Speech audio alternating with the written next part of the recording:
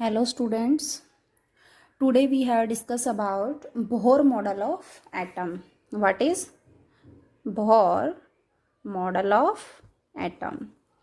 Yesterday or in previous days, in previous videos, we have studied about J.J. Thomson model of atom and Rutherford alpha ray scattering experiment. Today we discuss about what is the region of failure of Rutherford model of atom and what is the origin or what is the reason for the discovering of Bohr model. What is the reason for the failure of Rutherford? First reason, it does not explain about the stability of atom. First जो reason था Rutherford की theory का fail होने का, that is stability of atom. According to Maxwell ने जो अपनी theory दी उसमें कहा गया कि जब इलेक्ट्रॉन सर्कुलर मूव करता है, इलेक्ट्रॉन मूव करता रहेगा तो ऑब्वियस सी बात है उसकी एनर्जी क्या होगी, कम होती जाएगी. That electron lose his energy. Electron अपनी एनर्जी को क्या करेगा, लूज करेगा. इलेक्ट्रॉन एनर्जी को लूज करेगा तो क्या करेगा, धीरे धीरे न्यूक्लियस के नज़दीक आएगा और प्रोटॉन से क्या करेगा, कोलाइड करेगा. प्रोटॉन से कोलाइड करने के बाद लास्ट स्टेज में वो न्यूक्लियस के अंदर ट्रैप हो जाता है. तो क्या एटम स्टेबल होगा, नहीं होगा. तो this is the reason for the failure of Rutherford. It does not explain the stability of atom and second it does not explain about spectrum. Then the origin of Bohr atomic model take place. What is the Bohr atomic model? Very important model. बहुत सारे numericals आते हैं Bohr model पे, तो ये Bohr model हमें अच्छे से स्टडी करना है. First postulate of Bohr model of atom. First is atom has a centre that is called nucleus. Atom has a centre which is called nucleus. It is also explain by Rutherford. Rutherford ने भी ये explain किया था कि atom जो भी होता है उसके अंदर एक small heavy positively charged body present होती है सेंटर में, जिसके चारों तरफ इलेक्ट्रॉन क्या करते हैं, रिवॉल्व करते हैं. ठीक है, तो उस बॉडी को हमने क्या नाम दिया था, न्यूक्लियस. तो बोर मॉडल ने भी अपना फर्स्ट पोस्टुलेट इसी पे दिया, that atom has a centre which is called nucleus. Second, the electrons revolve only in fixed circular orbits. Orbits means cells.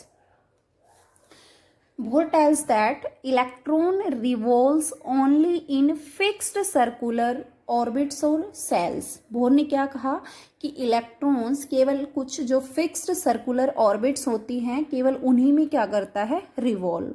Rutherford ने क्या कहा था, इलेक्ट्रॉन कहाँ होते हैं, रिवॉल्व करते हैं अराउंड द सर्कुलर ऑर्बिट.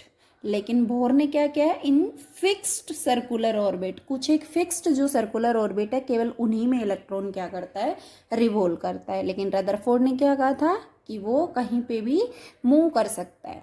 ठीक है, उसने फिक्स्ड एनर्जी फिक्स्ड ऑर्बिट नहीं बताया, लेकिन बोर ने क्या कहा कि वो फिक्स्ड सर्कुलर ऑर्बिट में ही क्या करते हैं, रिवॉल्व करते हैं. और जो सर्कुलर ऑर्बिट अगर फिक्स हैं तो उनकी एनर्जी भी क्या है, which has fixed energy and fixed velocity, which has fixed energy and fixed velocity. This is the second postulate of Bohr model of atom.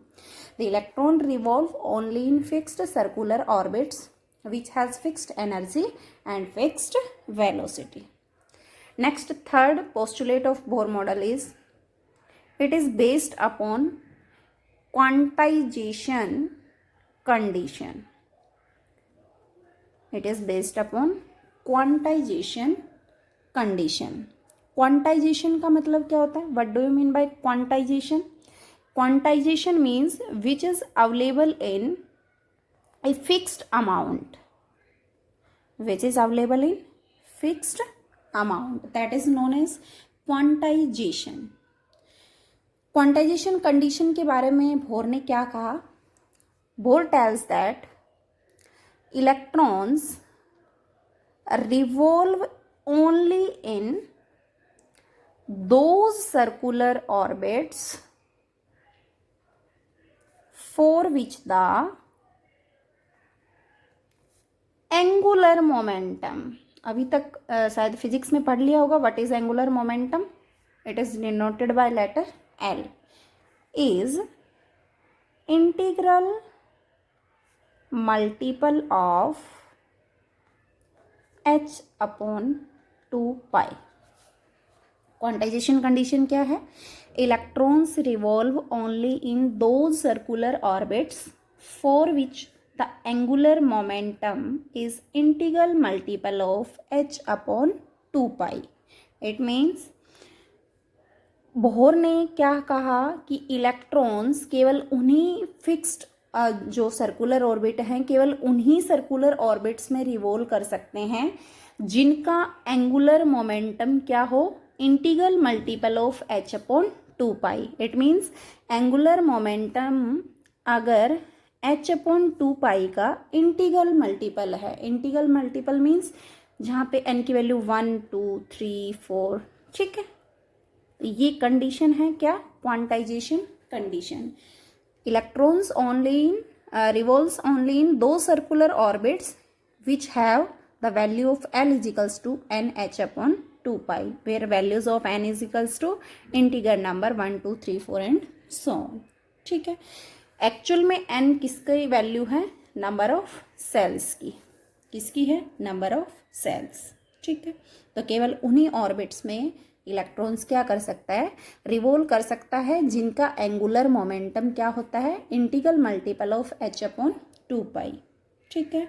अब हमें ये पता होना चाहिए what is angular momentum. Angular momentum क्या होता है, व्हाट इज एंगुलर मोमेंटम। देखो बेटा, कोई इलेक्ट्रॉन है हमारे पास, ठीक है, ये हमारा एटम है और कहीं इलेक्ट्रॉन मूव कर रहा है। फॉर एग्जांपल कोई इलेक्ट्रॉन मूव कर रहा है, ठीक है, v वेलोसिटी से वो मूव कर रहा है। यहाँ पे भी कोई इलेक्ट्रॉन है इस डायरेक्शन में मूव कर रहा है, v वेलोसिटी से मूव कर रहा है। This is the radius r, ठीक है। एंड यहाँ पे भी कोई इलेक्ट्रॉन है that also move in that direction which has velocity v, ठीक है। तो एंगुलर मोमेंटम क्या होता है बेटा, it is the multiplication of r, r is the radius and p, p is equals to जो सिंपल जो मोमेंटम होता है, p is equals to momentum, और हमें p की वैल्यू भी पता होता है क्या होती है, mv, p की वैल्यू क्या होती है, mv। क्रॉस प्रोडक्ट होता है किस किस का, रेडियस का और एंगुलर मोमेंटम का, ठीक है। वैल्यू पुट करो, this is r, p is equals to mv। Cross product को जब हम उसमें सिंपल एज इट इज़ लिखते हैं r mv, तो मैथ में पढ़ते हैं हम क्रॉस की जगह क्या आ जाता है, साइन थीटा, ठीक है।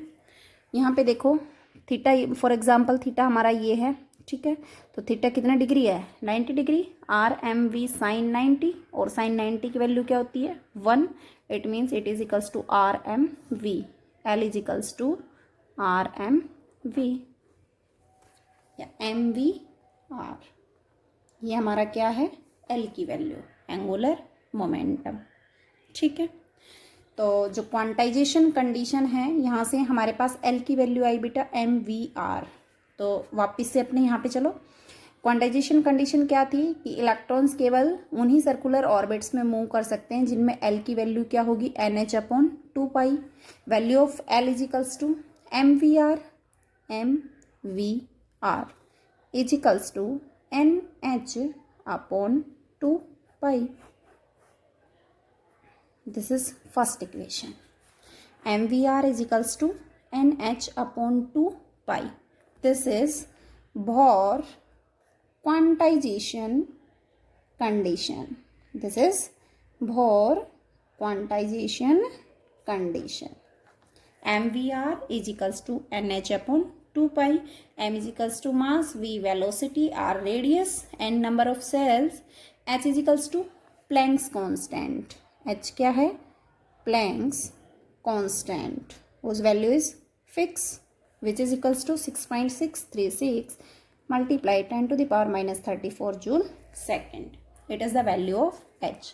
2 pi is the constant, pi की वैल्यू 22/7। तो ये हमारा थर्ड जो उसका पोस्टुलेट है बोर मॉडल का, that is Bohr model is based upon quantization condition. What is quantization condition? That electron revolves only in those circular orbit for which the angular momentum is integral multiple of h upon 2 pi. Angular momentum is equals to, it is the cross product of r and p. P is equals to mv. Angle is 90 degree. Sin 90 is equals to 1. That is L is equals to mvr. Put करो L की value. यहाँ से हमारे पास क्या equation आ गई, mvr is equals to nh upon 2 pi. It is the Bohr quantization condition. Next postulate is, fourth postulate is, while revolving the electrostatic force between electrons and nucleus, it provide centripetal force. क्या statement है, while revolving the electrostatic force between electron and nucleus. Electrostatic force किसके बीच में आएगा, electron और nucleus के बीच में, which provide centripetal force. इसका क्या मीनिंग है बेटा, देखो कि ये हमारे पास कोई भी एटम है, ठीक है, ये हमारा न्यूक्लियस है, न्यूक्लियस पे हमारा पॉजिटिव चार्ज है, एंड ये हमारा ये इलेक्ट्रॉन है, ठीक है. इसका फॉर एग्जांपल मास हमारे पास m है, वेलोसिटी v है, ठीक है, एंड रेडियस इज r. तो देखो हमारी स्टेटमेंट कहती है जब इलेक्ट्रॉन रिवॉल्व करता है तो इलेक्ट्रॉन और न्यूक्लियस के बीच में जो इलेक्ट्रोस्टैटिक फोर्स होता है, ठीक है, इलेक्ट्रॉन और न्यूक्लियस के बीच में जो इलेक्ट्रोस्टैटिक फोर्स होता है वही क्या प्रोवाइड करता है, सेंट्रीपिटल फोर्स. क्या होता है सेंट्रीपिटल फोर्स, कोई भी चीज़ जब गोल गोल सर्कल में घूमती है तो उसका सेंटर की तरफ एक फोर्स होता है. कोई भी हमारे पास थिंग है वो जब ऐसे सर्कल में घूमती है तो सेंटर की तरफ उसका एक फोर्स होता है, that is known as centripetal force, ठीक है. तो centripetal force means F C is equals to means centripetal force. किसकी वजह से आया है बेटा, it is due to the electrostatic force between electron and nucleus. It is due to the force या electrostatic force between the electron and nucleus, ठीक है. इसकी वजह से ये आया ये इलेक्ट्रोस्टैटिक फोर्स, और वही इलेक्ट्रोस्टैटिक फोर्स हमें क्या प्रोवाइड कर रहा है, सेंट्रीपिटल फोर्स. सेंट्रीपिटल फोर्स भी तो यही होता है, जब कोई थिंग सर्कल में मूव करती है तो सेंटर की तरफ जो उसका फोर्स होना चाहिए उसी को हम क्या बोलते हैं, centripetal force. It means F C centripetal force किसके इक्वल होगा, इलेक्ट्रोस्टैटिक फोर्स के. सेंट्रीपिटल फोर्स किसके इक्वल होगा, इलेक्ट्रोस्टैटिक फोर्स के, ठीक है. तो यहाँ से जब हम सेंट्रीपिटल फोर्स की वैल्यू जब हम निकालेंगे तो centripetal force is equals to mv²/r. ये हमें याद रखना है, F C is equals to mv²/r, ठीक है. अब आगे इसी में हम अगर इसका डेरिवेशन निकालना चाहेंगे तो देखो हम देखते हैं कि कोई भी दो चार्ज है हमारे पास, टू चार्ज हैं, first is Q1 and second is Q2. दोनों के बीच में जो डिस्टेंस है दैट इज r, ठीक है. तो हमें पता है बेटा F C is equals to F E, और एफ सी की वैल्यू हम अभी पढ़ के आए दैट इज mv²/r, ठीक है. ये हम ऑलरेडी पढ़ चुके. लेकिन जब हम इसमें इलेक्ट्रोस्टैटिक फोर्स की बात करते हैं, एफ ई की बात, तो अगर हमारे पास दो चार्ज हैं, ठीक है, बीच की डिस्टेंस r है, तो हम एफ ई को कैसे लिखते हैं, इलेक्ट्रोस्टैटिक फोर्स को कैसे लिखेंगे, 1/4 pi epsilon naught Q1 Q2 upon r square, ठीक है. याद करना है इसको, F E electrostatic force is equals to 1/4 pi epsilon naught Q1 Q2 upon r square, ठीक है. अब बेटा यहाँ से अगर हम एक चीज़ देखें अगर कोई तुमसे ये पूछे न्यूक्लियस पे कितना चार्ज होता है, टोटल चार्ज न्यूक्लियस पे कितना होता है, देखो हमें पता है पॉजिटिव तो चार्ज होता है न्यूक्लियस पे, लेकिन कितना पॉजिटिव होता है न्यूक्लियस पे, जितना पॉजिटिव उसके पास जितने नंबर ऑफ प्रोटॉन होंगे, है ना। किसी पे पॉजिटिव चार्ज कितना होता है, जितना उसके पास क्या होगा, नंबर ऑफ प्रोटॉन। और नंबर ऑफ प्रोटॉन किसके बराबर होते हैं, एटॉमिक नंबर के बराबर। इसका मतलब जितना उसका एटॉमिक नंबर होगा उतना ही उस पर चार्ज प्रेजेंट होगा, है ना। फॉर एग्जाम्पल उस पर ई चार्ज प्रेजेंट है, एक प्रोटॉन है तो उस पर 1 ई प्रेजेंट होगा, 2 प्रोटॉन है 2 ई प्रेजेंट होगा, 3 होगा तो 3। अगर उसके पास 100 प्रोटॉन है तो 100 ई चार्ज प्रेजेंट होगा। इट मीन्स प्रोटॉन को क्या हम जेड से डिनोट कर सकते हैं, क्योंकि प्रोटॉन एटॉमिक नंबर के इक्वल होता है और एटॉमिक नंबर को हम जेड से डिनोट भी करते हैं। तो न्यूक्लियस पे चार्ज कितना होगा बेटा, Z E, charge on nucleus equals to Z E, ठीक है।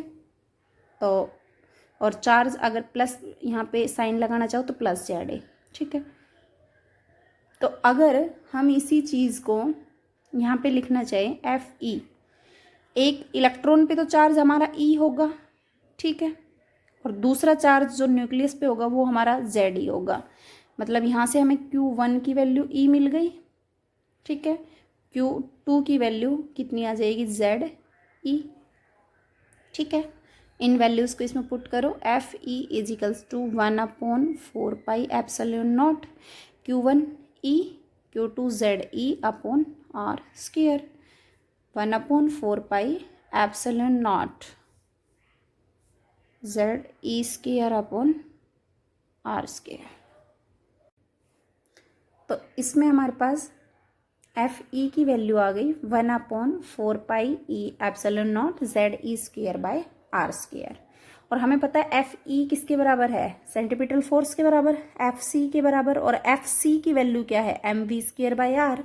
तो एफ ई बराबर F C, it means M V square upon R is equals to 1/4 pi epsilon naught Z E square by R square. इस statement से ये conclusion निकला। तो ये जो हमारे पास इक्वेशन आई इसको हमने नंबर दे दिया 2। फर्स्ट इक्वेशन क्या निकली थी, M V R is equals to N H upon 2 pi which is known as Bohr quantization condition. Second condition जो भी है, सेकंड इक्वेशन है हमारे पास ये आ गई। तो 2 इक्वेशन ये हो गई, ठीक है। दोनों इक्वेशन याद करनी है। Next postulate, that is fifth postulate, while revolving in a particular orbit, an electron neither gain nor lose the energy। ये हमारे जो ये फिफ्थ पोस्टुलेट है, ये पोस्टुलेट हमारा क्या कहता है, ये पोस्टुलेट हमारा कहता है कि जब कोई भी जो फिक्स ऑर्बिट हमने ले रखे हैं उनमें जब इलेक्ट्रॉन रिवॉल्व कराता है तो उसकी एनर्जी फिक्स रहती है, ना तो उसकी एनर्जी लूज होती ना उसकी एनर्जी गेन होती, ठीक है। It means the energy of N orbit, energy of N orbit will be fix, क्या रहेगी, फिक्स्ड। और इन एनर्जी, ऑर्बिट की एनर्जी फिक्स होने की वजह से हम इन सेल्स को या इन ऑर्बिट्स को क्या बोलते हैं, स्टेशनरी स्टेट्स। क्या बोलते हैं, स्टेशनरी स्टेट्स या स्टेशनरी एनर्जी लेवल्स। क्या बोलते हैं, स्टेशनरी स्टेट और स्टेशनरी एनर्जी लेवल्स। तो स्टेशनरी एनर्जी लेवल्स में जहाँ पे फर्स्ट एनर्जी लेवल था उसको नाम दिया गया कि, सेकंड को एल, थर्ड को एम, फोर्थ को एन, ठीक है। तो ये हमारी जितने भी एनर्जी लेवल्स तो उनको हमने नेमिंग कर दिया। एन की वैल्यू 1 है दैट इज़ के, एन की वैल्यू 2 है एल, एन की वैल्यू 3 है एम, एन की वैल्यू 4 है एन। तो ये हमारा फिफ्थ पोस्टुलेट था किसका, बोर मॉडल ऑफ एटम का। नेक्स्ट जो हमारा पोस्टुलेट है, sixth postulate, that is the emission और absorption of energy, it means photon की फॉर्म में जब एनर्जी का एमिशन और एब्जॉर्प्शन होता है वो केवल तभी होता है जब इलेक्ट्रॉन जंप करता है एक स्टेशनरी लेवल से अनदर स्टेशनरी लेवल पे। मतलब इलेक्ट्रॉन एक एनर्जी लेवल से दूसरी एनर्जी लेवल में जब जंप करता है तो या तो वो एनर्जी गेन करता है या वो एनर्जी लूज करता है। ठीक है, तो एनर्जी इज एब्जॉर्ब, एनर्जी क्या होती है, एब्जॉर्ब होती है when electron jump from inner to outer orbit.